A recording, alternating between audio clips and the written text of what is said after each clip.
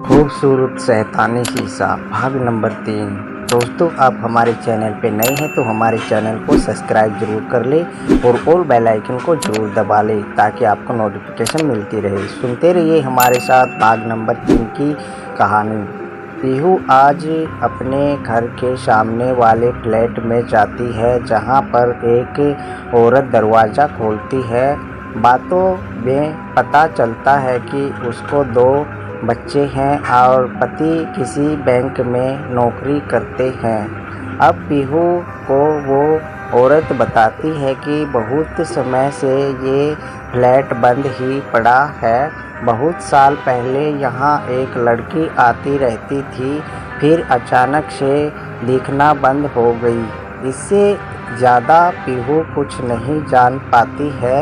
अब पीहू और भी 2-1 घरों में पता करती है, लेकिन कुछ खास पता नहीं चल पाता है। इस तरह से इसी परेशानी में ही समय गुजरने लगता है। हादसे होते रहते हैं, लेकिन पीहू किसी से कुछ भी नहीं कह पा रही थी। अब अगले ही दिन नीरज का जन्मदिन होता है और पीहू रात को 12 बजे उसके मुबारकबाद देने की प्लानिंग करती है। वो बाजार जाकर सुंदर से दिल के आकार का केक लेकर आती है। घर के दूसरे कमरे को अच्छे से सजाकर कमरा बंद कर देती है। जब रात को नीरज सो जाता है तो उसे सरप्राइज देने के लिए वो सुंदर सी आज पहली बार वेस्ट ड्रेस पहनती है और दूसरे कमरे में केक रख कर नीरज को उठाने के लिए बेडरूम में आती है। वो जैसे ही नीरज को उठाने लगती है कि तभी शीशे में से आवाज़ आती है, दीदी।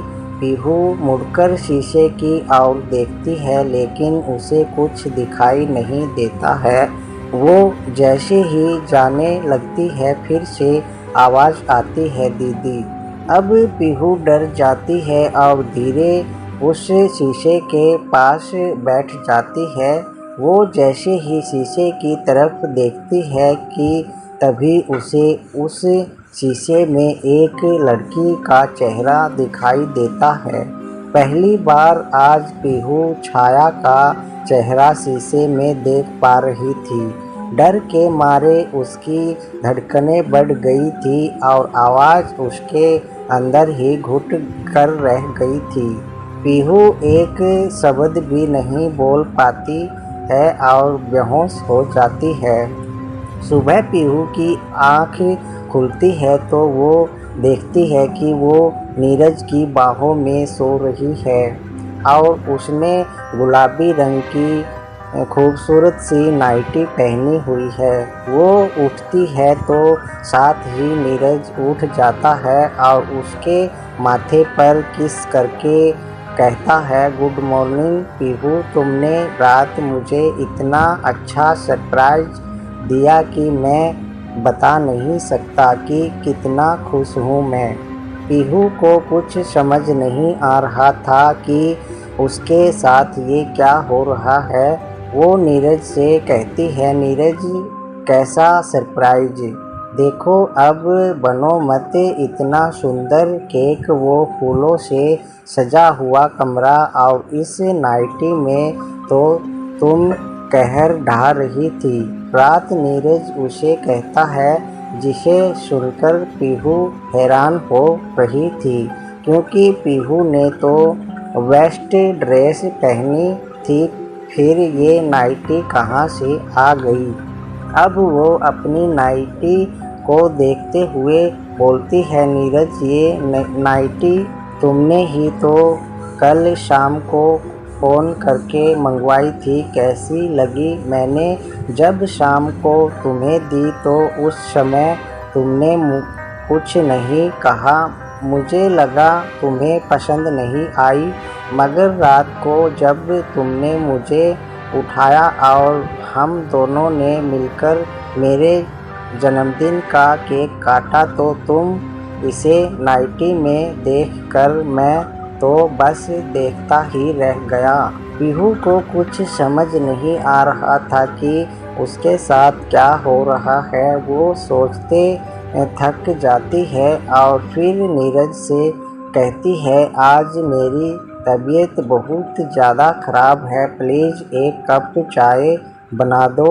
आज पहली बार पीहू ने नीरज को चाय के लिए बोला, इसलिए उसे कुछ अजीब लगा है, क्योंकि हमेशा ही वो सुबह जल्दी नहाकर चाय खुद बनाकर ही नीरज को उठाती थी।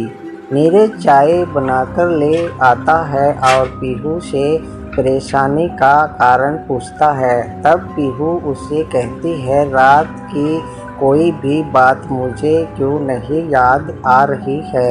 अरे बस इतनी सी बात, वो इसलिए क्योंकि रात तुमने पहली बार मेरे साथ वाइन जो पी थी, इसलिए नशे की वजह से तुम्हें कुछ याद नहीं है।